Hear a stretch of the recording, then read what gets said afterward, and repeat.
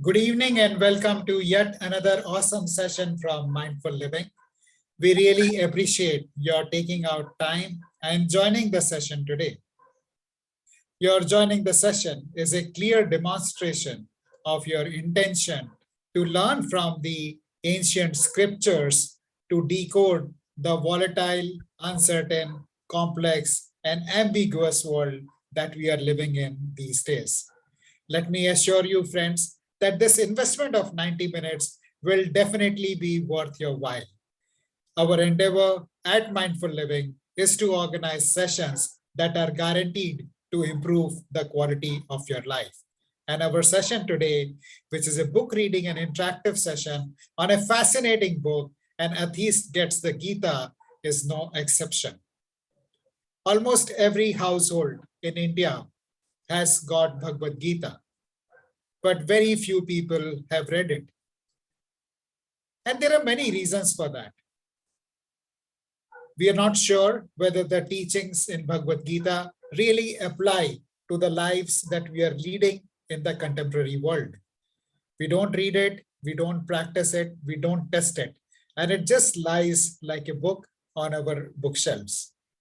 And it is in this context when I came across Rahul and Dr. Galyna and the book they have written, I was truly fascinated because Rahul is a scholar, he's an engineer and a non-believer who has gone about inquiring about Gita and whether it really works in the modern world or not.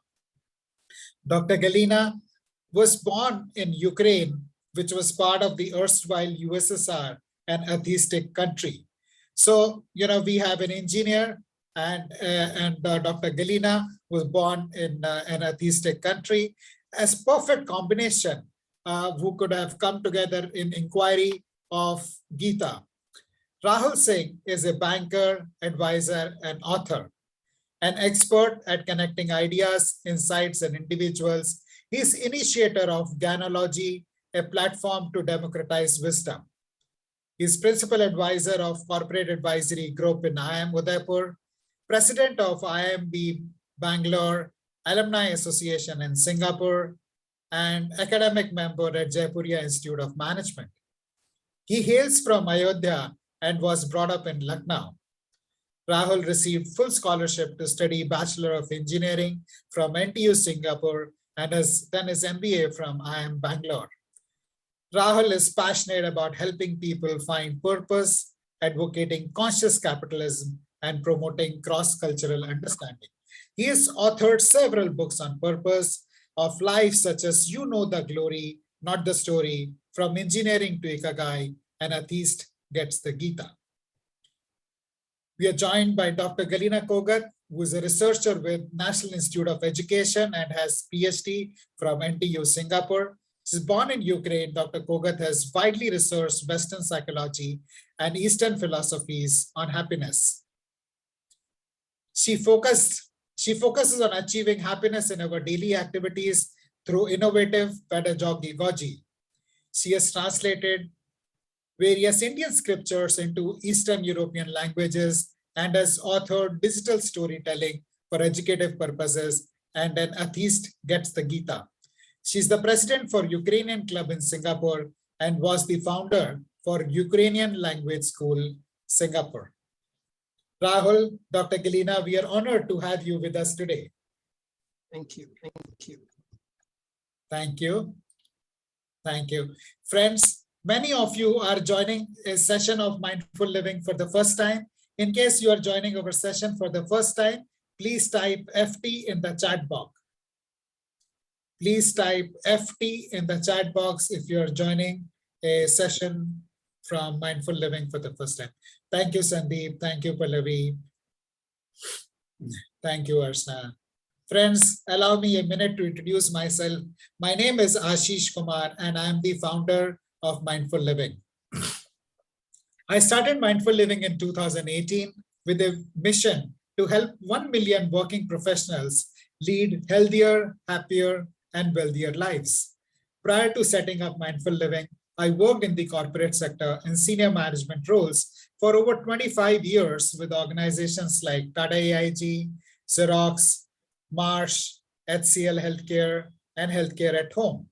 During the years of my working in the corporate sector, I saw at close quarters how stressed the employees are in the corporate sector and how this stress takes a toll on their health, happiness, and well-being. Being a certified mindfulness teacher myself, I thought the message of living consciously needs to be taken to the corporate sector. And that mission, with that vision and mission, we started Mindful Living. And over the last 4 years, we have conducted over 300 sessions for leading organizations that include Aditya Birla Group, Tata Group, IBM, EXL, Kotak Life, SDFC Life, and many other leading organizations covering over 10,000 employees with the message of living stress-free, productive, happy, healthy lives. The session today is being organized as a part of the Mindful Living Community Initiative, which started in April 2020 when the first lockdown happened. Few of my friends reached out to me and requested me to conduct mindfulness sessions for them to help them deal with the anxiety which the lockdown was causing.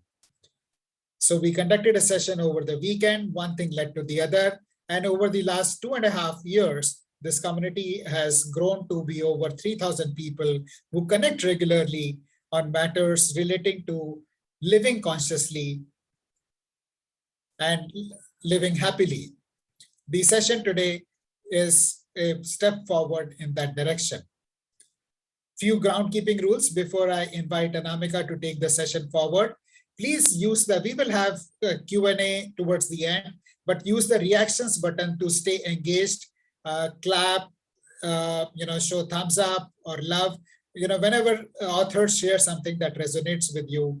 And now I would like to introduce Anamika, a member of Mindful Living Community and a holistic well-being coach, who is also an alumnus of the prestigious IIM Bangalore and has worked in the corporate sector for over 19 years in organizations like TCS, Deloitte, and KPMG.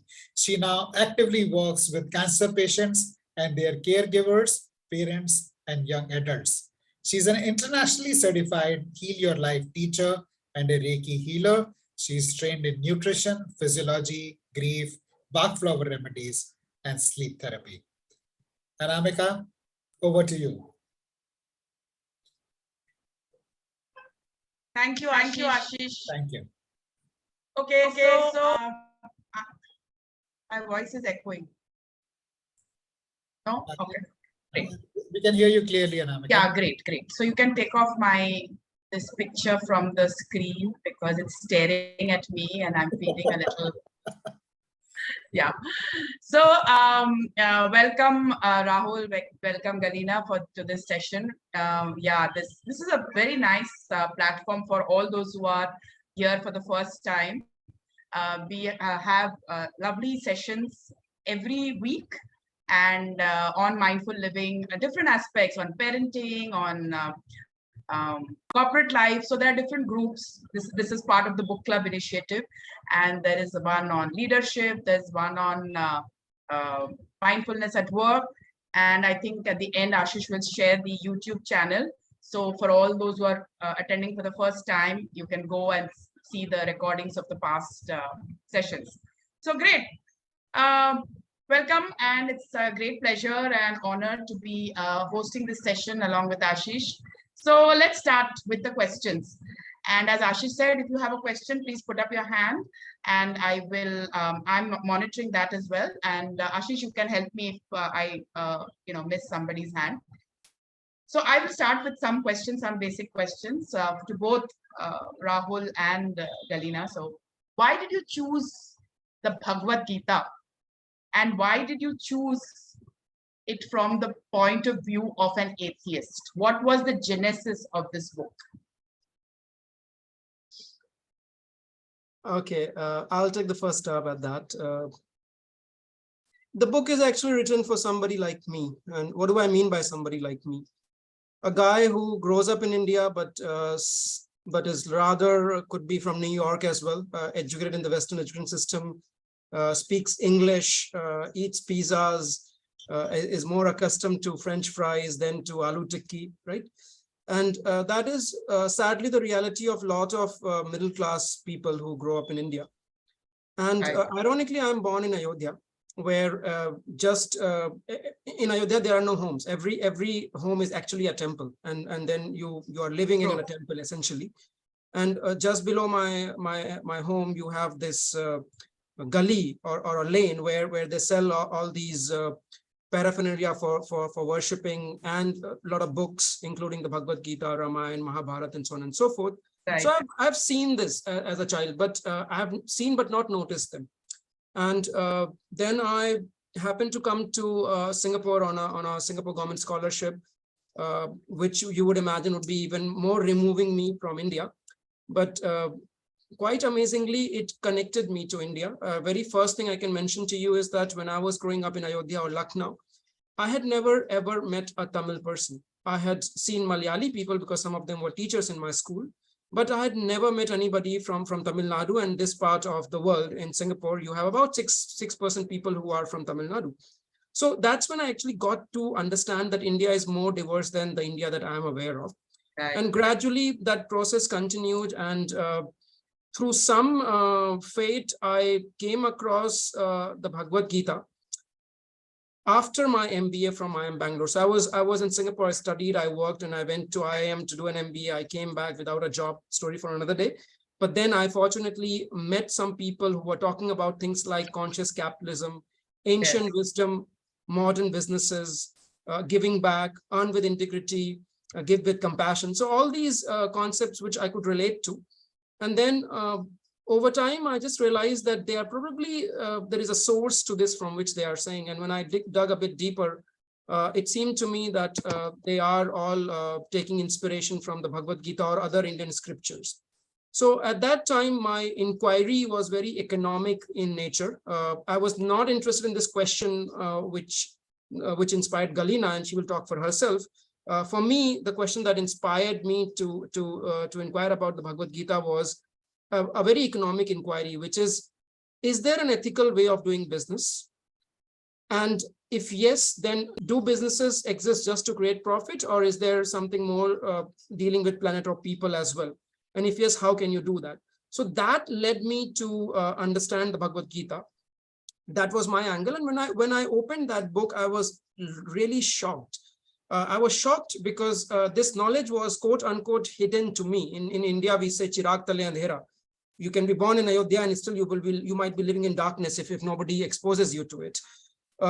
What shocked me is that Bhagavad Gita was a very logical book. And as an engineer and somebody who did an MBA after that, to me, it looked like a book which is set of either what you would call MBA frameworks or how you say laws in physics or in science in general. And having discovered it from this angle, I was like, okay, I have discovered it this way, and maybe many other people might discover it. It might help many other people discover it this way. And then I talked to Galyna about it, but I'll talk about that slightly after she tells her version of how she came across it. But nevertheless, we collaborated on this book. And then my idea was that me having benefited from this wisdom, can I share it with others? And that's how the idea of the book was born. And I'll now pass on to Galyna, and then I'll come back to how actually the book happened. Sure.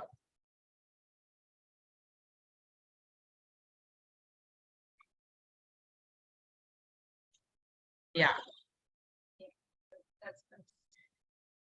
Yeah. Yeah, so my encounter with Bhagavad Gita was under very interesting circumstances, because ever since I remember myself, I have been asking this question, who am I? So to me, this kind of was of the utmost importance. I was just thinking about it, and I was trying to look for the answer. And I didn't really ask my mom who I was, but once when as a child, when you think, like you're a bit introverted, you ask yourself questions. So I look in the sky and I see stars, right, deep up in the sky.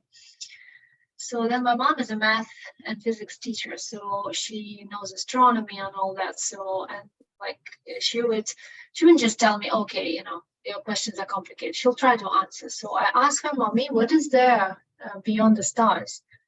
no, first I asked her, what are these stars? And she says, these are other galaxies, other planets. Like sun is a star for our solar system, and then our galaxy is Milky Way, and there are different galaxies. And I'm like, okay, fine. How far are they? She's like, very far. And I told her, okay, so what is beyond that? Where do they end? And she told me something which actually literally created a revolution in my small little brain. She says, they never end. And I was like, oh. So, you know, with my small child's 4-year-old brain, I was trying to imagine, how is it that they don't end? And I said, Mommy, how can it be? And she told me that's because we are thinking in terms of some things will have to end, you know. So then I started thinking, why is it that my mother is my mother? Why is it my mother is not my neighbor's mother? You know, these kind of fundamental questions. So I didn't ask her about this. I think maybe I did, I can't remember, but all these questions were like sort of like haunting me. And we didn't really have any kind of explanation in the USSR at that time, because the official ideology was communism, Marxist Leninism ideology, and then the social order is the socialism going to communism, and atheism is the official religion. So you are not supposed to believe in God. So whatever you so technically you are, like in our book, it describes what it is. There is it's a special branch of philosophy.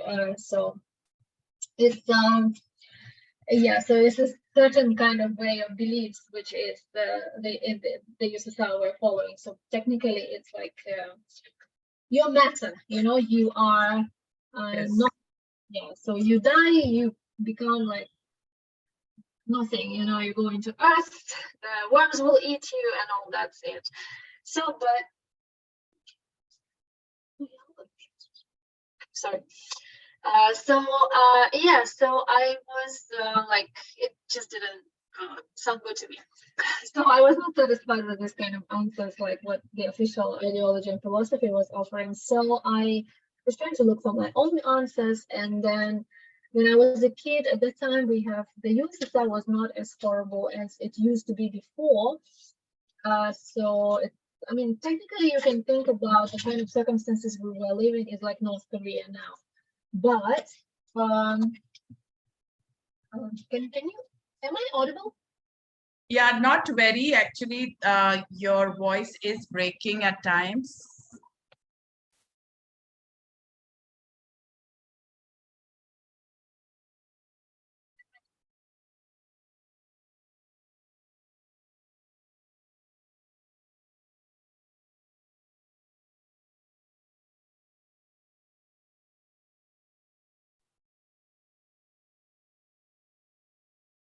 No, we can't hear you now. We totally lost you. Maybe you can speak. You can take off that headset and just speak louder.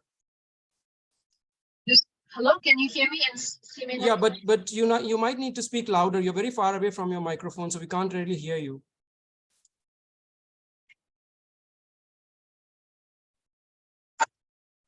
Sorry, can you hear me now? Yes, if you come closer and speak louder, we can hear you. Okay, let me just yeah, just give me a second.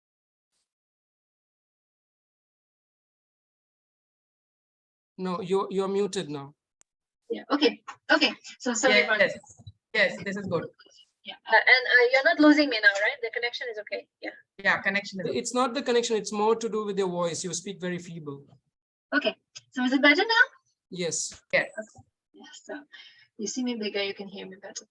Okay, so yeah, so I was like trying to look for answers, and then at that time, yeah, USSR started opening up little bit by little bit, slowly, you know, there was this Gorbachev. So it came with a lot of literature, which we used to call esoteric literature, you know, like like all different philosophies were coming, and then different books. And then I was like just a teenager in the making, and I started reading all this because I was simply looking for answers to my questions. And I thought that, I mean, I still think until now that these are relevant questions. You know, you need to know who you are. Yes. It's a simple but complicated question. Why is it that your mother is your mother and you are not born to your neighbor? family, you know? So, I mean, these are kind of simple questions. It's something like when somebody is asking you, what is air? And you're like, oh, really, what is air? I'm breathing it, I am feeling it, you know, I am looking through it. But if you ask me what it is, then what is it actually? Correct. Yes. Yeah, so I was. And so you found all your answers, Galyna? Yeah. Then, Nice. yeah, I mean, I don't know if I found my all of the answers. All of them, yeah. But you're on the process, you're in the journey. Yeah. Yeah. So once I have the Gita, I sort of like, I understood that this is the book where I can find all my answers. Yes. So Rahul, is Anveshak an autobiographical character? In a sense, yes. And I think, Galyna, you need to tell how you got the Gita, because that's where Anveshak would. Oh, okay. So I looked it up. Anveshak means explorer, right? Yeah. Something So Galyna, I think you need to go ahead and tell how you got the Bhagavad Gita. Sure. Because only then I can explain about Anveshak. Okay, so yeah, Anveshak, yeah, it's yeah, you'll hear about that, where Anveshak, how Anveshak was born. So yes, I was in my quest, and then one of the days, I know that my brother is elder, so he started like in the USSR, if anybody gets to know that you go to church or you have Bible at home, or I literally, like, we were not brought up in the Christian tradition or any other religious tradition. So in the USSR, if anybody gets to know that you are officially like following any religion, they will definitely prosecute you. And that was for real. Yeah. So for example, my brother started going to yoga classes, and yoga was viewed like, okay, you're just sitting there doing your asana, lotus, like a lot of people misunderstand. Yeah. So, and my brother started doing yoga, and he literally was good at it, and he liked it, and he can still stand on his head and all that kind of stuff. So, and then I knew that my brother was going to yoga, and one of the days he comes back home, and he brings this interesting, weird book, which was not like the books we are used to now. You know, now if my kid gets that kind of a book, they will be like, "Man, what's this?" I mean, you can't even read like the pictures books and all. And then, so that book was like a photocopy of multiple photocopies of the Bhagavad Gita, which was smuggled to the USSR by Bhaktivedanta Swami Prabhupada, who is the founder Charan of ISKCON. So he actually came to the USSR, and he smuggled that Gita, and he also had to somehow conceal that he's coming back some knowledge or anything. So he was, I think technically he was allowed to come as a representative of the, I don't know, Indian culture or something. So yeah, so if they knew that what he's bringing is any kind of knowledge about Krishna or God or whatever, Bhagavan, they would never allow him. So I was lucky to get hold of that copy of some self-printed copies of that original book. And when I started reading it, I started reading, Bhagavan Vacha, and I'm like, okay, I can read the words, but I absolutely have no sense of what it is. So then there was a translation. Also, there was an explanation, because it has got the shloka and then the explanation. So I started reading that, and I realized that, it actually has a lot of answers to my questions.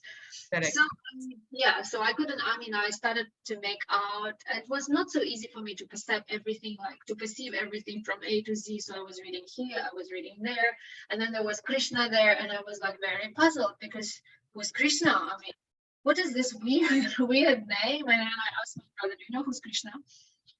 And he was like, no. And we were like, interesting, who's Krishna? You know, imagine, you know this from for you guys, it's so easy. And for me, I think it's unbelievable now when I look back also that, there are people who are born and they're, who's Krishna. And to me, I had such a long journey to get to know who's Krishna. And what is life, what is soul, that we are not just ashes who die and nothing is left after us. So this is how I found Galyna Gita. Yeah, so we actually didn't, we were doing it underground. So it was like the final years of the USSR, and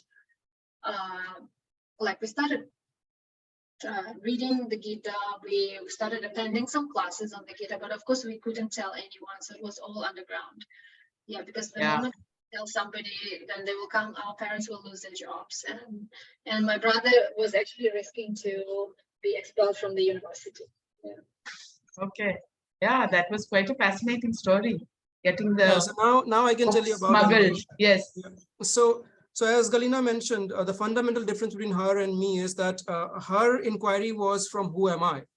And Correct. for me, that was not even a question. I was very certain, very nicely grounded into this fact that we are a bunch of chemicals wrapped up in this skin, and some chemical reaction happens in our brain that causes us consciousness, and that's how we come and that's how we go. This is obvious. I mean, what's there to ask about who am I? So this question is like, the most important question Newton asked. Newton is, why does the apple fall down? Everybody sees it, but only few people ask that, right? So for me, this question, who am I, would never even come to me, because I know who I am. I am a bunch of chemical wrapped up in skin, and that's what I am. Okay. So my inquiry was more from an economic point of view. And then I had known Galyna for about 10 years until that point in time. And independent of her, I got exposed to Bhagavad Gita through that economic inquiry route. And people started telling me what the Bhagavad Gita says about this, X, Y, Z, and the other. And one of the persons that I was studying under, or he is also an IIM graduate from IIM Calcutta. So he's a banker, similar to myself. So he was mentioning some things. I used to go to him, learn a little bit here and there.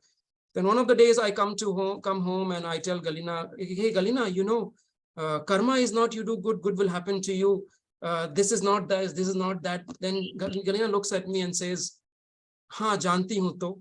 I'm like, okay. I'm telling you this pearls of wisdom, and you are like not even flinching your eye. And then I said, okay, you know what? Maybe I'm not telling you the right way. Why don't you come to the session? And it's an informal session where he's talking about these things on Fridays after work. Maybe you will learn something. So I bring Galyna because I'm thinking she's going to learn something. So she comes there, and the person who is narrating, he tells animals don't have karma. And I being a curious guy, I sit in the front, and Galyna being an observer, she was sitting at the back. So she probably raised her hand, and then the person who was giving the lecture asked her, do you have to say something? And she says, yes. Actually, it's not true that animals don't have karma. They don't have kriyaman karma, but they still have their prarabdha, and they have their sanchit karma. I'm like wondering what just happened. Where did that come from? Yeah. I was like, what just happened? I brought her here to learn, and now there is shastrarth going on between these two. So anyways, that day the lesson finished, and me and Galyna were walking back. And then I asked her, so you know about all this? How do you know? And then she told me the story that she told you, that I got a photocopy of a typewritten Bhagavad Gita in USSR, which was smuggled. And then I asked her, what else do you know? Then she tells me, I've read Chaitanya Charitamrita, I've read this, I've read that. I've translated this books. I was in Lithuania where we were translating this, that, and the other. And then I was like, so you knew all this and you never told me. And then she says, you were not ready. You were not ready. Yeah. So then I said, but you knew all this and you don't share it with anybody else. That makes you selfish. So I told her that now that I have gathered this, I'm going to share it. And my way of sharing was by writing this book. So essentially I wrote the plot of the book. But again, I don't have the grounding in Shastras like she has. So I used to tell her that, Galyna, intuitively, I know this is how it should be. So is there a backing? And then she says, yeah, this is in Ishopanishad, this is in Ramayana, this is in this Kand, this is in this Kand, this is in that Adhyaya, this is here, this is there. So all the references that you see in the book are actually because Galyna, she would not know the exact verse, but she can tell you roughly which book and which chapter it might be in. So with that, in this day and age with Google, you can actually get to where you want to get. So essentially, what is happening here is that I had the plot and she had the knowledge. And the way I like to tell it is that, like, if she were an orange, then I am the juicer who squeezes out of her and then puts it in a glass and gives it to people. Right. So that's a good metaphor. Yeah. Okay. That's the kind of collaboration we had. And who is Anveshak Jigyansu? This partly answers your first question, and I'm trying to bring it to the second question as well. Anveshak means investigator, Jigyansu means curious. So essentially curious investigator. Correct. So who is this curious investigator? It's kind of autobiographical. It is me. I am that curious child who is asking those questions. Okay, tell me this, tell me this, tell me this, tell me this. And that is exactly what Arjuna is doing to Krishna. In the battlefield, Arjuna is saying, tell me this, tell me this, tell me this, tell me this. And then there is Krishna who is patiently listening and replying. So in that sense, the other person in the book, which is the other character, Suman Chaki, that Charan Saket as the name, Suman Chaki is the actual person, but who is the banker that I was talking about. But Charan Saket is again, I flipped the name, and there is a reason why he's called Charan Saket. So that person actually becomes the Krishna. He's answering the question, but it's the modern context, right? Something that somebody like me can relate to. So maybe that answers your why this book, who is Anveshak, who is Charan Saket. Again, Charan because it's feet, and Saket because I am from Ayodhya, and which also flips to Suman Chaki, who is my guru. Oh, lovely, lovely. So for all those who have joined in late, we are in conversation with Rahul Singh and Dr. Galyna, who are the co-authors of the book An Atheist Gets the Gita.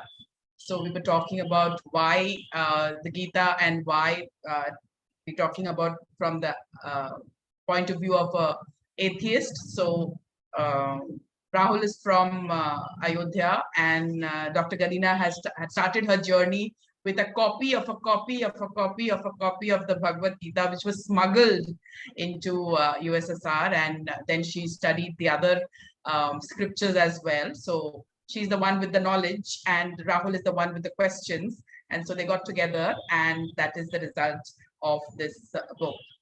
Okay, so we are half an hour into the session. Is there anybody in the audience who wants to ask a question before I ask my next question? Anybody wants to ask, you can put up your hand and unmute yourself. Okay, Ashish has raised his hand.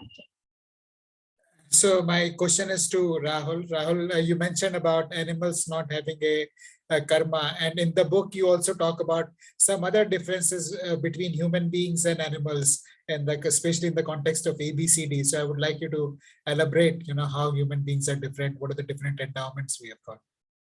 Yeah, so if you look at animals and humans, in our Indian knowledge system, we say there are 8.4 million species, and that comes from Padma Puran, which mentions to you how many species are there. And 0.4 million of those are manava, that means human-like, which is including Homo sapien like us and other human-like species, which will also probably include the devas and demigods and everybody else. So, there is obviously some similarity there, and there is difference. So according to our Indian knowledge system, we say that all conscious beings have a soul, and the source of consciousness is the soul. And when the soul enters the body, then consciousness gets into the body. When soul goes out, it is not there. So that part we understand. Now, beyond that, there is something which is common between animals and humans, which I call seed, which is sleeping, eating, entertaining, and defending. So both animals and human will be sleeping. They will both be eating. They will both be entertaining, which also includes mating, and they would both be defending themselves. Of course, we may have more sophisticated ways of doing it. We might be sleeping on a very soft mattress. We might be eating Michelin star. We might be entertaining ourselves with sophisticated music. We might be defending ourselves with instruments, financial instruments, or building home, very elaborate homes and all that. But at a very fundamental level, we are not that different from animals as far as these base needs are concerned. Again, you can, in Maslow's hierarchy, it's the lowest level of hierarchy. And again, Maslow's hierarchy, you can then map onto our own Indian knowledge system, where this question of what is Purusharth. So Purush, I would translate as human, and Artha is meaning. So what does it mean to be a human? So we talk about Artha, Dharma, Kama, Moksha, right? So these are something which only humans will endeavor to, or Manava, human-like species, will endeavor to. So then again, there I talk about ABCD. So what is ABCD? Which is uniquely human, which distinguishes you from other species. When I say other species, I mean animals. So we have A, which is ability for higher inquiry. We can inquire higher and deeper. I don't think a dog thinks, why am I here? What's my purpose? Why am I barking? I mean, they don't have that faculty. They can't think at that level. It's like in the book, I take that example that Humans can probably understand quantum physics, but to a dog, if you go and try to explain quantum physics, it makes no sense. So you need to have a particular level of intellectual capability before you can ask those higher questions. Why am I here? What is beyond this? Where does the universe come from? So that's what I mean by the first A of ABCT, which is ability for higher inquiry. Then B, I talk about bliss seeking. Now, bliss I will distinguish with happiness. So bliss is eternal happiness or something that never ceases. Of course, animals also seek that happiness in the sense that when they're entertaining themselves, when they're eating, they're obviously getting that momentary happiness. But we want to go much beyond that. We want something which is bliss, which never ends. So that bliss seeking also, I think, is uniquely human. And the other thing is choice. The C is choice. So as they say, with great powers comes great responsibility. So we have this great faculty of our intellect. And with that, we have a choice. What choice do we have? Now, animals react on instinct. If you go and slap a tiger, it's going to reply you instantaneously. It's not going to wait and see, okay, let me think at a suitable time and place when I will reply to Rahul Singh about him slapping me. But if I were to slap one of you here, you may react immediately, you may decide to delay, or you may decide to have an opportune time and place where you will reply to that slap, right? So we have a choice of what we want to do. And the last thing over there in that D is discriminatory power. How do you make that choice? It's your discretion. And in fact, Bhagavad Gita is nothing but a lecture on how to discriminate what choice you should make. Should you run away from the battlefield and go to the Himalayas, or should you fight? That's why the Bhagavad Gita is actually spoken, so that you can develop your discriminatory power. Does that answer you, Ashish ji?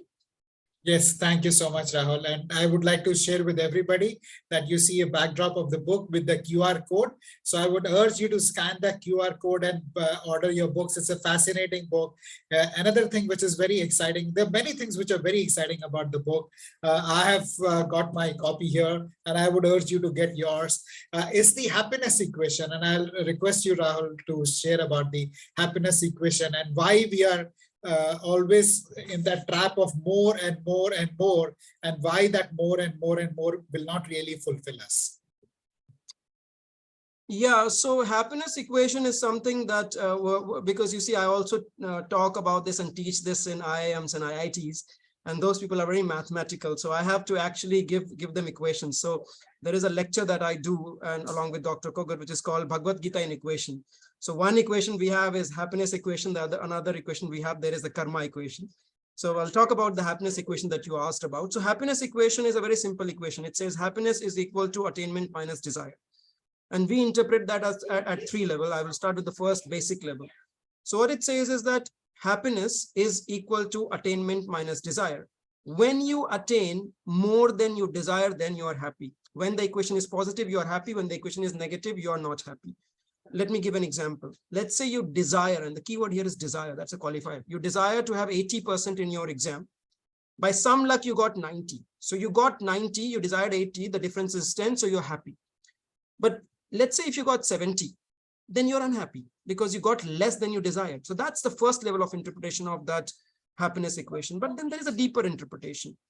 So there is attainment and there is desire. Which of this can you control? And our job is to maximize this equation, to make it positive. So the Western way of maximizing this equation is by attaining more. Bigger TV, bigger house, bigger aeroplane. I mean, more. How much more can I attain? And that will make me happy. Now, in the Eastern philosophy, what we say is you really can't control what you attain. That's a function of many other things. What you can really control is self. What you can work on, it's very difficult, easy to say, but very difficult to follow. What you can work on is either you increase your attainment, which is absolutely not in your control, or you lower your desires, or you control your desire. I should not say lower, you control your desires. That is something that you can definitely work on. So when you lower your desire, then whatever you attain, that more or less results in positive because your desires are limited. Now, when I'm teaching this in IITs and IIMs, some smart mathematical students will come and say, so what if I put desire to 0? Then I'm saying, yeah, can you put desire to 0? Is it humanly possible? I mean, yes, it's a mathematical equation, but we have boundary conditions, right? You're telling me I can put my desire to 0, then I will be always happy. But I have never met a single human who says I have no desire. You have that desire. All you need to do is you need to flip that desire from being a more selfish desire to being a more selfless desire. And I will again talk about it maybe sometime later if the question and opportunity presents itself. But now let me go to the third level of interpretation. So the first one was very simple. When you attain more than you desire, you're happy. But then in this equation, what can you control? Where is the locus of control? Is it at attainment or is it at desire? It is obviously at your desire level. That's what you can control. What you get, I mean, we don't always get the marks we want. We don't always get the girl that we desire or the boy we desire. We don't always get the house we want. That's something not in your control. So you can work on your desire. That's the second level of interpretation. But third level of interpretation is where the same happiness equation also becomes the ethics equation. If you don't control your desire and your desire starts controlling you, then you will start doing anything and everything that you can in order to fulfill that desire, because your desire is now controlling you. So any student who has ever cheated in an exam, any salesperson who has ever bribed, any CEO who has ever fudged number, that is simply because their desire to get that grade, their desire to meet that annual quota, their desire to make their company the most valued company on Wall Street has overtaken them. That's the simple reason. And that's where this equation morphs into the ethics equation. So that's the three-level interpretation of that equation. Truly amazing, Rahul. Truly amazing. Great.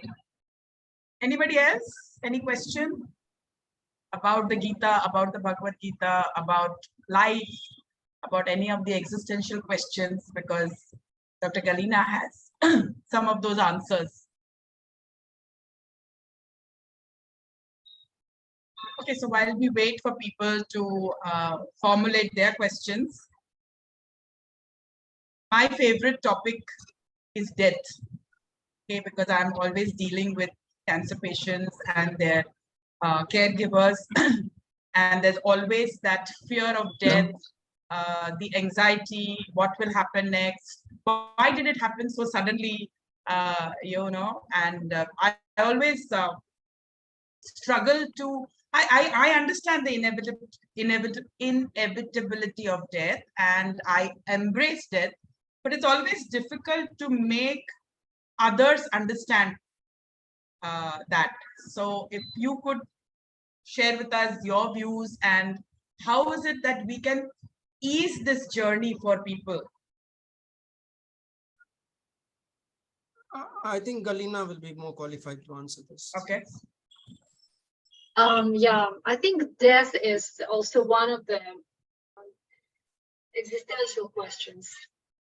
And it's a very important question, because even though we are now alive, from our experience, we know that we will have to die one day. And the more we think about it, we can go two ways. Either we can be just scared of it, or we can try to understand more about it, this inevitability. I am not in any way an expert on these matters. And like Rahul said, I'm the knowledge, but I'm not. I'm just merely a transmitter.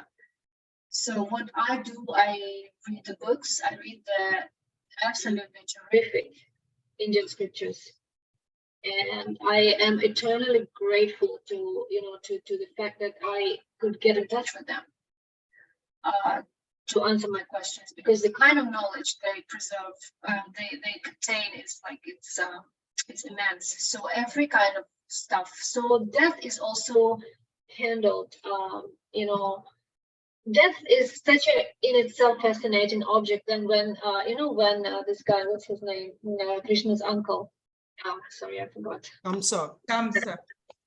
When he heard that one of his sister's children will kill him, he just got so obsessed with it that he started killing the children. And he had the voice from the sky that, look, I mean, once you're born, you're already dying. So, and that is such truth, once we are born, we are already dying. True. Every day, every minute, we are dying. So what is there to be afraid of in the first place? But we are still afraid.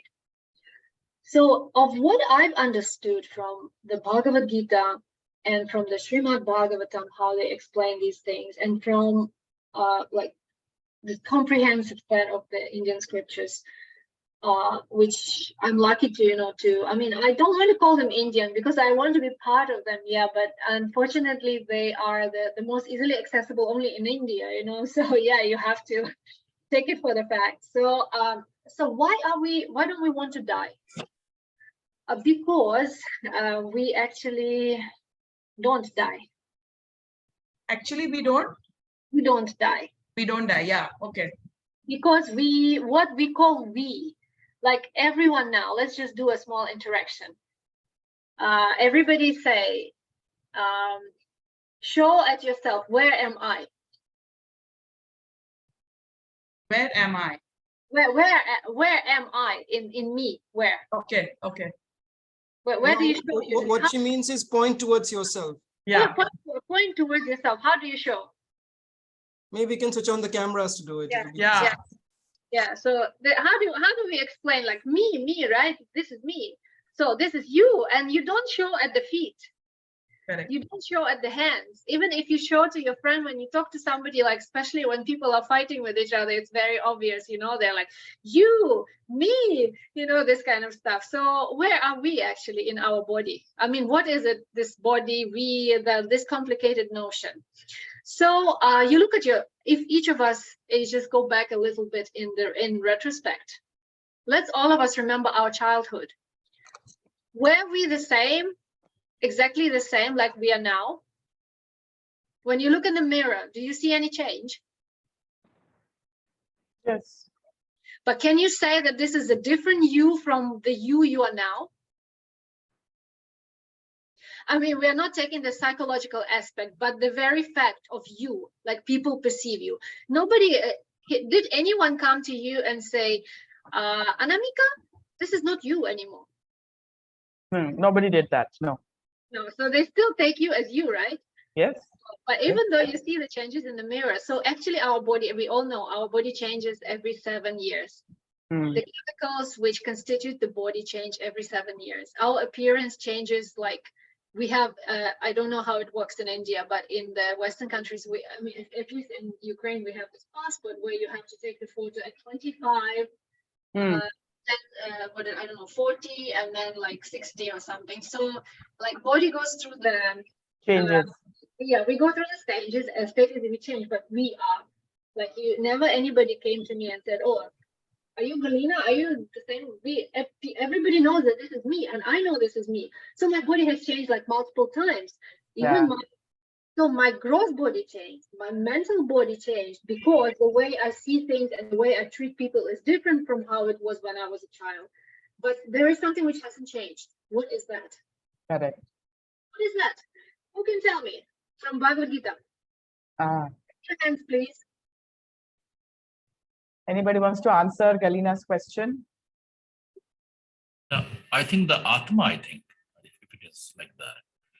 Yeah. So yeah, it is Atma. So this is the soul, like we say in English. We use the English word soul.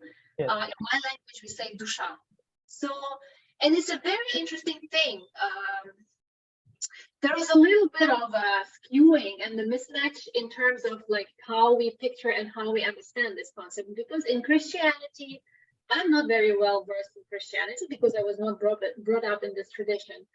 But I know that people say my soul. So the question of who is me still remains the same. Yes. So,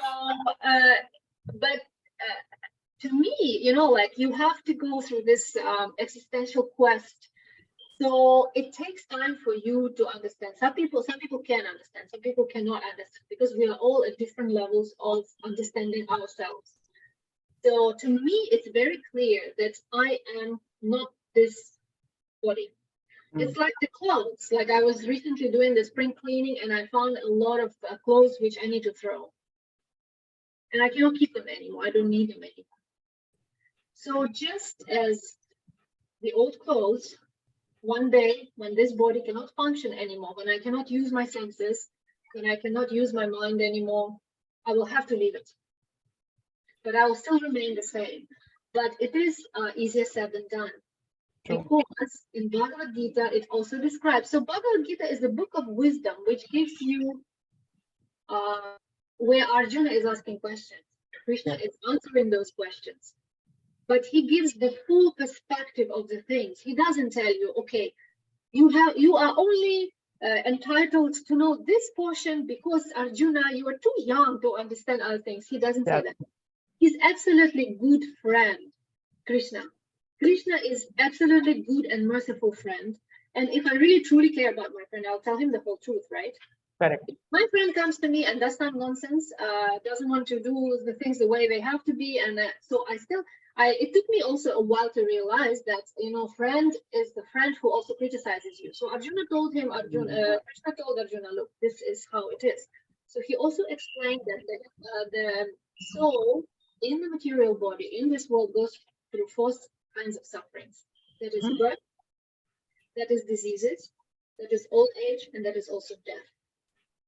So if anybody thinks that taking birth is such a wonderful, truly enjoyable experience, we have to think again, because for 9 months we are just squashed in the bag of mommy's tummy without being able to knock, you know, to do anything. So, and then the whole act of being like, everybody suffers when the act of birth is happening. Mother suffers, the baby is crying. I never saw a baby who would just come out of say, you know, baby just crying, you know, I was so comfortable. Now you're changing my status now, you know. So we are truly changing our status and things as we go. So diseases, they come anytime, like rain. Whether anything happens, we are guaranteed that there will always be some diseases. If we are doing everything in terms of nutrients, in terms of yoga and all, there will be some idiotic bug which will come, COVID or something, and it will just attack us. So there will always be some disease. It's not possible to avoid. Old age, we want it or not, my body cannot do what it could do 20 years ago. I was running after my son, and all of a sudden I realized that, oh, I can't do that anymore. You know, when he was 1, and now that he's 10, no way I can do that anymore. Right. Yeah. So and then eventually we will have to leave the body. So I think that whether we can make people cheerful who are dying or not, it's probably not. We are not able to do that. Yeah. What we can do is to grant this, you know, understanding that death is not the end of everything. Death is the beginning of something else. Correct. Yeah. Great. So I would chip in here. Sure. Galyna, you might want to read from, if you have the book with you, page 94, last paragraph until the end of that chapter. But before that, I would say 3 things about death here. So number 1, fear is of the known. None of us has gone to the death and come back on the other side and said, oh, this is how death is. Yes, there is near-death experiences which people talk about. And if you ever meet those people, they talk about death very calmly. Their whole experience changes and the way they look at their life totally changes. I personally have not met any of them, but essentially fear is of the known. You are afraid of losing what you have. You don't know what is after death. So you can't be afraid of something that you don't know. That's number 1. Number 2, in my opinion, life is a preparation for death, right? Life is nothing but preparation for death. That's it. And also the beauty of death is that whether you like it or not, your lifeline is your deadline, or I should say your deadline is your lifeline.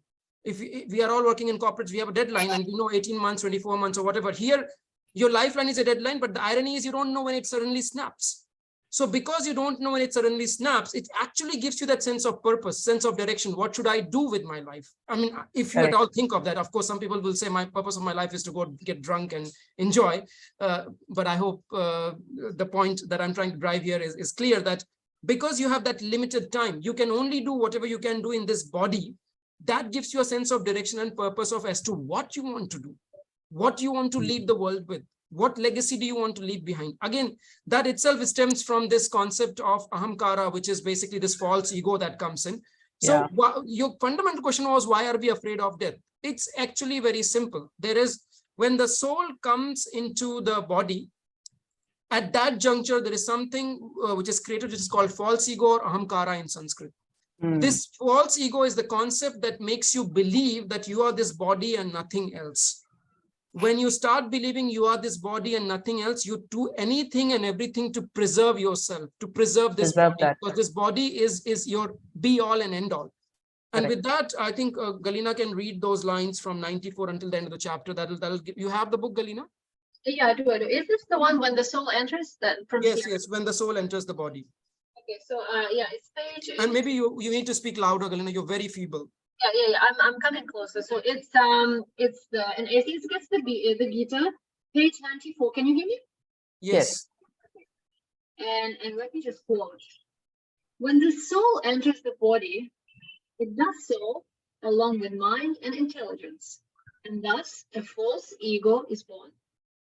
False ego is the juncture of spirit and matter. As the spiritual soul enters the material body, an illusion develops which makes the soul believe that it is just this body and nothing apart from the body. This illusion is indeed very strong. Do you know of anyone who is not attracted to this body? Is there a person who doesn't fear death? Have you ever met anyone who is not struggling to keep the soul and body together? It is not easy to let go of this mortal body. Even those who die by suicide fear death. They get so afflicted by their current situation and view their future with such hopelessness that they come to see death as an act of escaping their pain and suffering. This fear of death also gives us what is called survival instinct. We learn how to take care of our body and defend it against adversities. We eat, sleep, and even mate only to defend this body. Mating ensures that even when we stop existing, a part of us survives as our children. The soul's attachment to the body is very profound. This false identification of the self with the body and not the soul is called false ego or ahamkara. The combination of the eternal spiritual soul with the perishable material body is indeed the genesis of this false ego. What is even worse is that this sense of ego doesn't just stop at the body. I, aham, becomes me, ahamkara, and me becomes mine, abhimana. Ahamkara is the ego that makes us believe that we are the doer instead of nimitta matra, or the mere instrument in everything that is happening to us and around us. We start feeling that we have the supreme control over what lies in store for us, whereas the bitter truth is that we are merely one of the many factors in whatever results come from our efforts. We can control our efforts, but not the results. However, our sense of false ego makes us believe that we are the supreme doer. Ahamkara soon gives way to abhimana. The body adorns clothes and starts having a sense of belonging with the cloth, my cloth. This sense of belonging or abhimana keeps growing. We find partners and say, my wife or my husband. We have children with our parents, with our partners, and call the offspring my children. We acquire some wealth and say, my money. We get some job and say, my job. We become CEOs, presidents, or prime ministers and start saying, my company or my country. We start thinking of ourselves as the possessor and forget that we are nimitta matra. This possessiveness has been compared to licking honey off the sword's edge. It tastes sweet just for a moment, and then it is painful all the way. Our sense of self keeps ever expanding, from my body to my clothes, from my wife or husband to my money to my work. And the beginning of all this is associating one's identity with the body as opposed to the soul. We become very territorial about this ever-growing identity of self protecting our body, our loved ones, our belongings. We are ready to fight over it. We fight to keep the body alive. We fight over property and we fight over who should be the rightful owner. When someone encroaches on what we feel is ours, we feel violated. Our sense of ahamkara compels us to fight back. As long as we keep seeking external validation to establish our self-identity, we are entrapped in the false ego, identifying ourselves with body, with gender, with titles, with designations, with caste, with nationality, or with our relationship with others, be it our boss or co-worker, brother or sister, father or mother, son or daughter, giver or taker, teacher or student, etc. None of these is our true identity. False ego means false identity or temporary identity. It is the view that I am this body, thin, fat, short, tall, male, female, black, white, and so on. Or that I'm rich, poor, Indian, American, religious, atheist, student, teacher, and so on. The thin can get fat, the fat can get thin, the short can grow tall, the tall can lose some height as they grow old, the male can surgically become female, the female can get operated to become male, the black can become white, the white can become tanned, the rich can get poor, the poor can get rich, the Indian can take an American citizenship, the American take up Indian one, the student can become teacher, the teacher can become student, the atheist can become religious, and the religious can become atheist. Thoughts, opinions, and feelings change all the time. Amid so many changes, who is the real you? Is there an unchanging reality behind all these identities of body, nationality, profession, wealth, or religious preference, which is not subject to the varieties of time? The varieties of time, only when we look internally and realize the true meaning of self as soul, have we really found our true ego or true meaning of aham.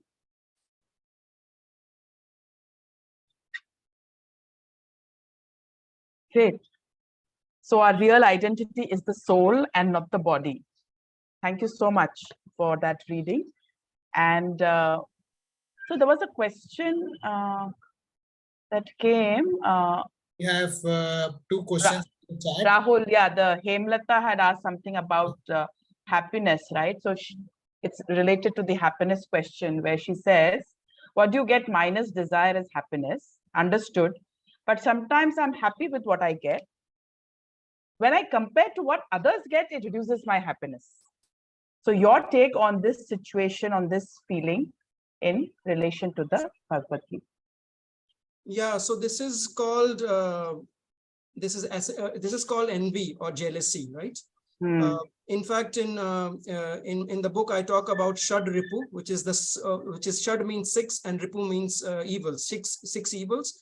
And I also talk about Shad Gun, which are there to overcome these Shad Ripu. So what are the Shad Ripus? Number one is Kama, desire. Then there is Krodha, which is anger. Then there is Lobha, which is greed. Then there is Mada, which is pride. Then there is Moh, which is attachment. And lastly, there is Matrasaya, which is jealousy, which is the one which she's talking about. And this is coming from, this is mentioned in, I think it's coming from, it's mentioned in Devi Puran. That's where I borrowed that from.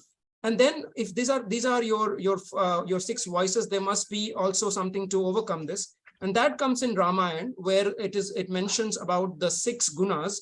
And it says there is Ahimsa, there is Anuroksham, there is Shrutam, which is, so Ahimsam is non-violence, Anukrosham is basically compassion, Shrutam is learning, Shilam is humility, Dhamma is self-control, and Shama is equanimity. So how do they control these? Now, again, if you go further down the pages in the book, I say Ahinsam is an antidote to Krodha or anger. Anukrosham, which is compassion, removes Matrasa, which is jealousy. Shrutam, which means hearing or learning, because Shruti is historically we learn through hearing, counters Moha or delusion. Shilam, which means humility, diminishes Mada or arrogance. Self-control, which is Dhamma, conquers Kama, which is lust. And finally, Shama or equanimity kills Lobha or greed. So there is, this is mentioned in the scriptures itself. And particularly on the question of envy, again, I'll tell you the shlokas in the Bhagavad Gita, which actually, if you are ever feeling envious of somebody, then what should you do? So on envy, chapter 12, shloka 13 and 14. Again on envy, chapter 16, shloka 19, and chapter 18, shloka 71. These talk about what you should do when you're feeling envy. So bottom line is that, yes, as humans, you will face these emotions. And you rightly said, you might be happy within yourself and then you start comparing and then you feel unhappy. In fact, I went to IIM and that is exactly what happens to most of us. We are happy as long as we know mera package itne ka hai. Then suddenly we see the next one has got slightly higher than us. And then we are like, oh, mine is so little. Even though I'm in the top 1% of India, still I'm not happy. Right? Yeah. So there are ways to counter this. And I have mentioned the exact shlokas which will help in this. Thank you. Thank you. I made a note and put it in the group. And the other part that you talked about, Rahul, from the Devi Puran that you was talking about, maybe you can send us a little write-up, because there were a lot of terms that, is difficult to understand. So please help us by sending that. So I would encourage people to buy the book. To read, It's on page 160 in the book. Of course, I'm keeping the book in front of me. I don't remember all the pages, right? I remember the concepts. So if you read, and the book is only 200 rupees, right? Something like that. So if you buy the book on Amazon, there is a link at the okay, you were reading from the book. Got it. Yeah. Okay. So I have the book also. Yes. So if you open page 160, yes, I saw that. There's a diagram there. I'll just show it. This diagram is what I was referring to, and I've given examples of them as well. So who is an epitome of ahimsa? Who is an epitome of compassion? In fact, I got a flag on this. I got trolled on this. So what somebody trolled me on that is, on this picture for ahimsa, I have put Mahatma Gandhi. For compassion, I have put Mother Teresa. For learning, I have put Einstein. For humility, I have put Ratan Tata. For self-control, I have put Jesus Christ. And for equanimity, I have put Buddha. So I got trolled on this online, where people said he could not find any Hindu example. He has found a Christian, he has found a Jew, he has found a Parsi, he has found a Catholic, and he has found a Buddhist to write in a book which is on Gita. Okay. So there you go. Okay, good. Okay, Mr. Prasun Kundu, you had a question. Go ahead, please. Yeah, thank you so much, Anamika. Hi, Rahul. Hi, Galyna. I have the privilege of reading the book around 7-8 months before, and I must congratulate you, both of you, that it comes out to be a very, very good handbook as far as the Bhagavad Gita, from the eye of the Anveshak and the Jignasu. So I actually wanted to ask a question, but then on the envy, that the shlok that you quoted, I also read the Bhagavad Gita, I'm a student of that. And the shlok that you quoted, 18th chapter, 71st number shlok. So if I remember correctly, the shlok is Shraddha Vanana Suyascha Shrunu Yadapi Yonaraha Sopi Mukta Shubhan Lokan Prapnu Yat Punya Karmanam. So the shlok says that even if someone reads the Bhagavad Gita, listens, Shrunu Yadapi Yonaraha, even if a person listens to the Bhagavad Gita, he will get the same result that anyone who reads and who tells to people, anyone who learns and who tells the people, jo prachar karta hai, anyone who only reads the Gita, and even if someone only hears the Gita, will get the same result. Prapnu yat punya karmana. So he will prapt karega. But there is one condition. Yeah. So, yeah, no. Okay, yeah. Go ahead. Yeah. The one condition is anyone who hears the Bhagavad Gita or who professes the Bhagavad Gita will go on to the higher planets, provided the person is free of envy. That's the condition. So that condition is not mentioned in this shlok any which way. So let me come back to my question. So my question is on desire. So and I loved the book because of the mathematical equations that you have given. And also the 8th chapter, which is quite mystical, has you have tried to give a lot of mathematical calculations there, especially about the yugas and the sahasra yugas and the kalpas. So that's quite good and easy to understand.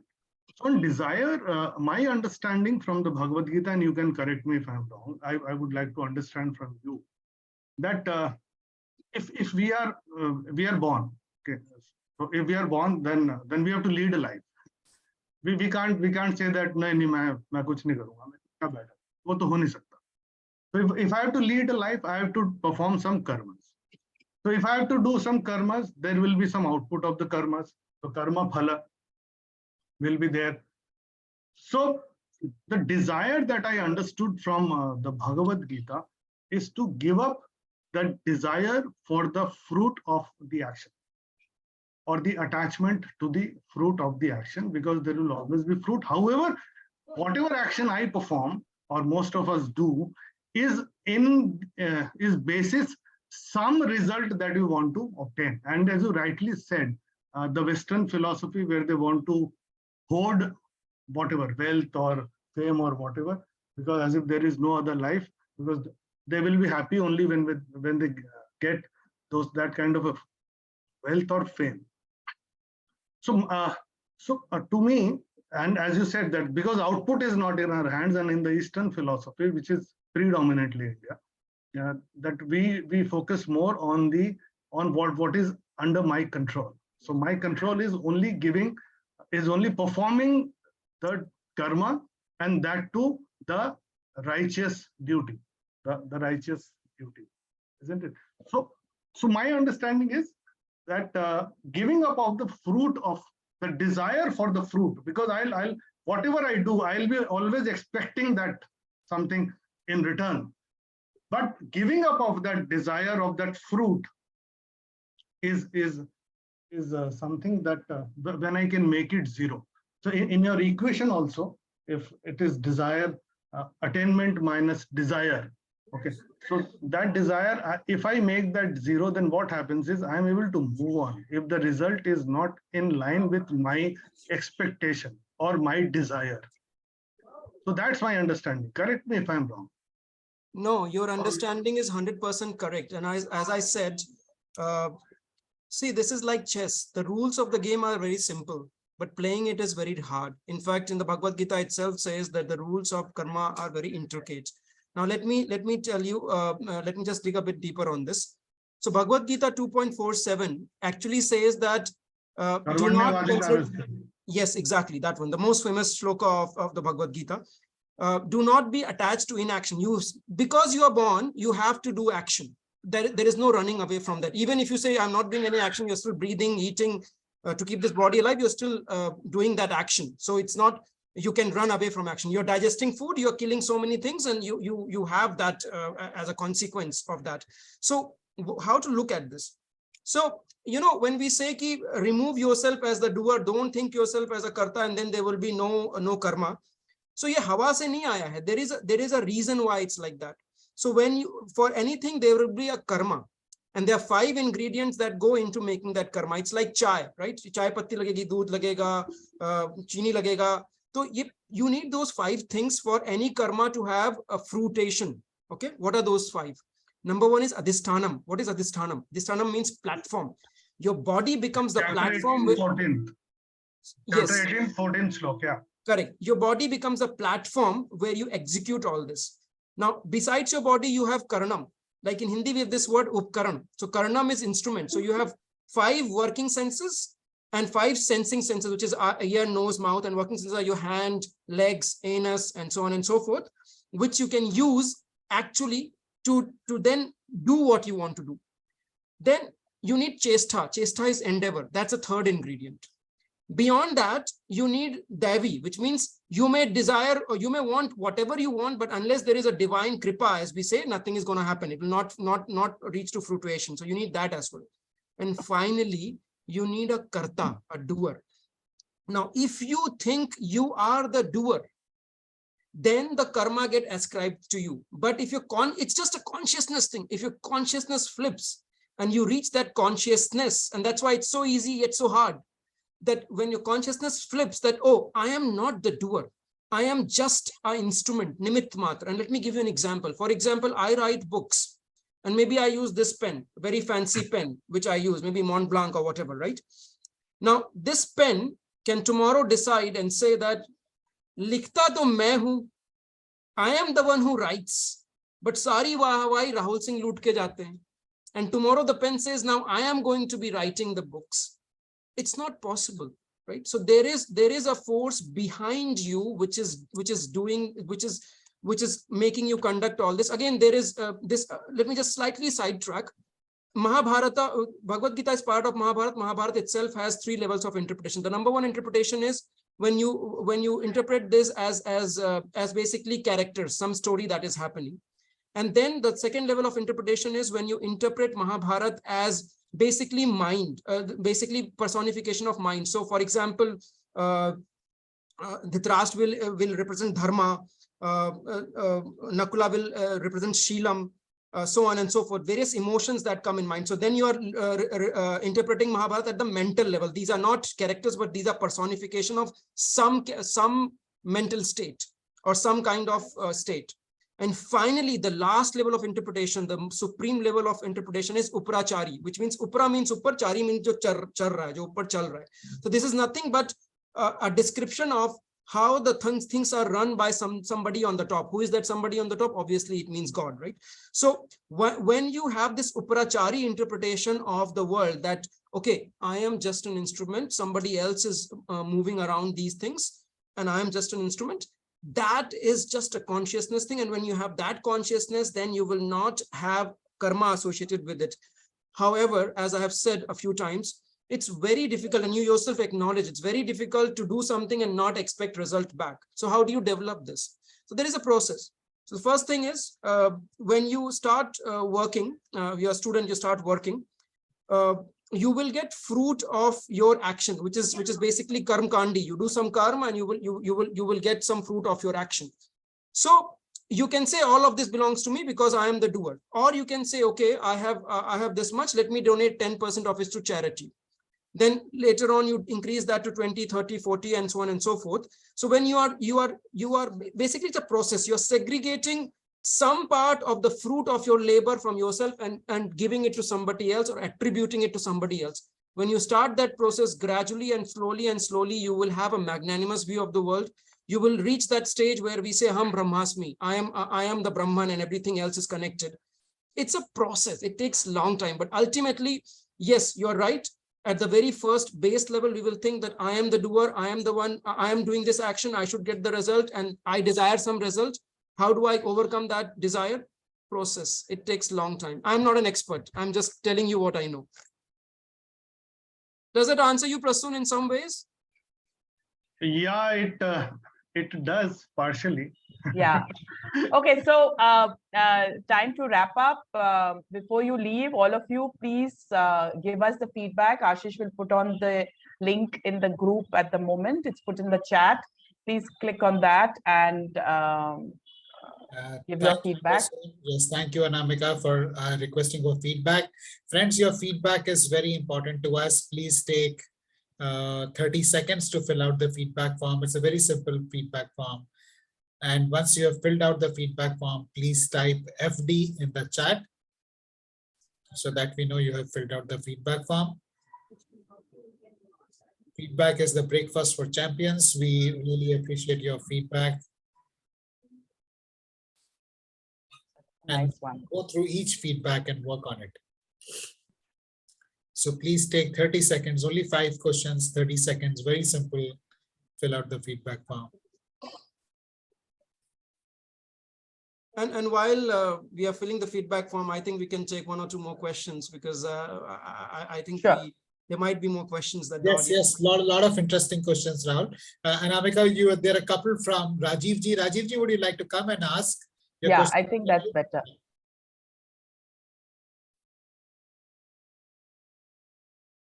So Rajiv Gulati? Yeah, I'm just unmuting. Yeah. Sure. Go ahead. So first thing is I haven't read the book, so I'm not in really sync with so many things. So I can be in sync with my experience of or understanding and what you are talking now. So I had one question regarding does the book give references to whatever beliefs are mentioned therein? That where did you get that from? Which scripture did you pick it up from? Or or it's just that you're saying so? Galyna, you want to answer that? You're mute. Yeah, so yeah, we do have the references. If we Okay. when we directly take something from the Gita, then we indicate that this verse comes from the Gita, and we also have references around that. So if anything is explained in any other scripture which supports that kind of statement, like Brahma Samhita, like Srimad Bhagavatam, so we do provide the references to all of these things. Yeah, Great. and they're all at the end. Just see, yeah, and we have the bibliography, we have the notes, so we do have all these done properly. All right. So, Okay. Yeah. Yeah. In any case, I'll go through the book. I'm it's sounding very interesting. Yeah, so see, the thing is that that's the benefit I got when I partnered with Galyna on this, because she is an academician by training, right? So she would not let me put anything unless I properly cited it. So so that process was the most tedious part of this, that if you say something, how do you back it up? So everything that is there in the book, we will say it's coming from Padma Puran or Vishnu Puran or Srimad Bhagavatam or Ramayana or Mahabharata, which verse, which can't, I mean, you can pretty much, whatever is written there, you can pretty much type that on Google and you will see exact verse there. So very nice, very nice. So, yes. so that is, in fact, that is where I would say this is an academic work. Other than that, it could be a storytelling. Right. So now that you mentioned the academic work, the other basic question is that has always remained, not just here, but on any platform, anywhere. Can Atman be experienced through intellect? Yes. So this is in the realm of yoga. So yoga or yog means to connect. That's in Hindi. हम कहते हैं ना कि 4 धन 5 plus 7 plus धन 2 योग इतना हो गया. Yog मतलब what is the sum of all that. So yog means sum or connect. So in yoga, essentially you're connecting. That's the literal meaning. But connecting what? Connecting the Atman to the Brahman. So how do you connect? There are 4 margas which are mentioned. One is called Gyan Marg, then there is Bhakti Marg, then there is Dhyan Marg, and then Galyna, which one am I forgetting? Huh? Karma. Yeah, karma. Yeah. So what is the difference? So let me give this example, and then it will clarify your question. No, sir, we are going on a tangent, it seems. No, I am what not. I'm saying is, I'm answering about can you experience Atman through intellect? So I'm answering that question, and I'm saying that the way to answer that would be one of these yogas, which is Gyan Yoga, in which basically a Gyan Yogi is a student of Upanishad. And Upanishads are basically telling you the relation between Atman, Brahman. That's what all the Upanishads talk about. So if but you that all remains on the conceptualization level. I'm asking about experience.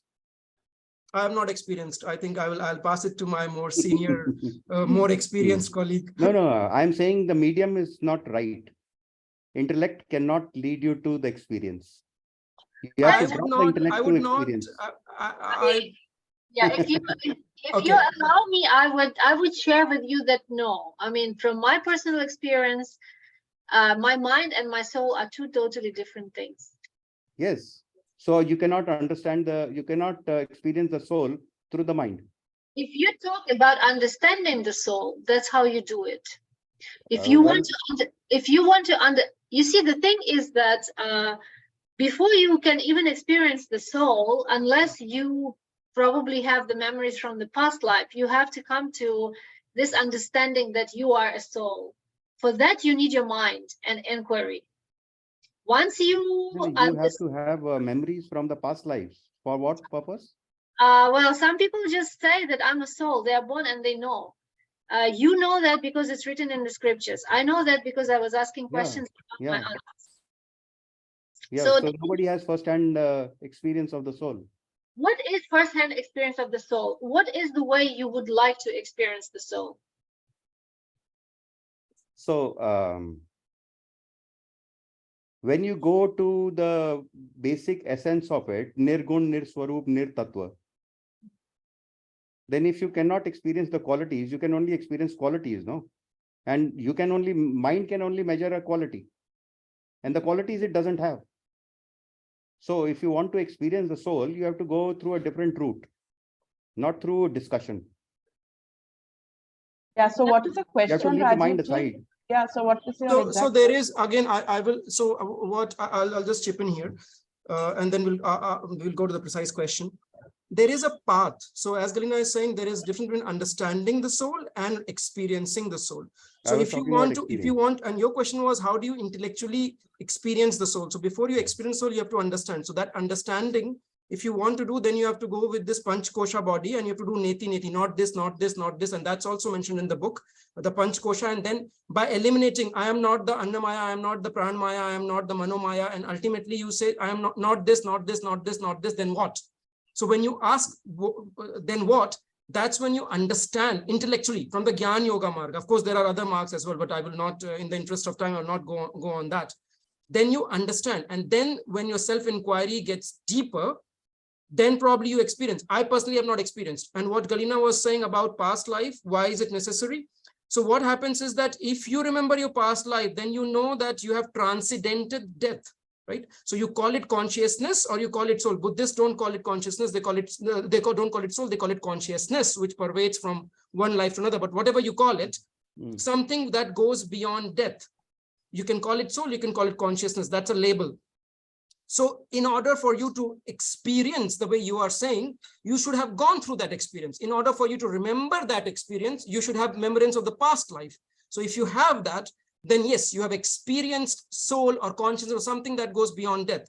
But in this lifetime, if you have no remembrance of the past and you want to experience the soul, I think the prerequisite would be to understand what the soul is. And then you might, through the 4 yogas I have talked about, you might be able, and the big word here is might be able to experience the soul. And there is a lot of qualification required for you to even understand, leave aside, experience the soul. Galyna, chip in if I've not covered aspects. Yeah, I think Rahul, this discussion can my go. 2 bits, you know, to Ashish, also answer the one question. minute, Rajiv ji, Ashish, should we don't have the time, right? All so right, okay. we can have a special session with Rajiv ji separately to take this discussion forward. Ashish, will you do the vote of thanks? Thank you. Thank you. Thank you, Rajiv ji, for your very interesting questions. And thank you, Rahul and Dr. Galyna. Thank you. For holding forth on this. And we will share the coordinates, when we send out the thank you mail, so you could stay connected with the authors and carry forward the discussion. There's one last question I would like to take from Dr. Anand, where he's saying that the Amazon doesn't deliver the book to his particular pin code. Rahul, any thoughts you have on that before we close the discussion? Which, is it in India or some other country? In India. It's in the chat. If you could just respond to that, Rahul, maybe some guidance on how he could get the book, either Kindle or some other version, that will be fine. And then I think if you go to that Amazon, there is Kindle version, that pin code not delivering, maybe that's an Amazon issue. If you type the name of the book, you should be able to, maybe Flipkart, try some other avenues which sell book, or try to go to a bookshop near your place. I've seen it at airports, I've seen it multiple places. Accessibility has not been a question. But if that gentleman is having a problem, send me your mailing address, I'll mail one to you. All right. And I'll get the publisher to mail it to you. I don't have copies. Right. I'll get the publisher to mail it to you. Thank you. Thank you so much. Thank you so much. I'll really appreciate that. Thank you, Dr. Galyna. Thank you, Rahul, for this very awesome, fascinating book and an awesome session holding forth. I loved everything that you have mentioned in the book. And I'm sure as people read it, they will get this objective line of inquiry into Gita. We tend to believe blindly, and because it's available to so easily to us, we don't follow it. I urge everybody to have an open mind and inquire and read this book, follow the line of inquiry that is there, and benefit from the awesome wisdom that is contained in this book. Anybody who has watched this live or is watching the recording, thank you very much for joining us. Have a great weekend. Thank you. Thank you, everybody. Bye-bye. Thank you, Anamika. Thank you for hosting this for us. Thank you. Entirely my pleasure. Thank you very much.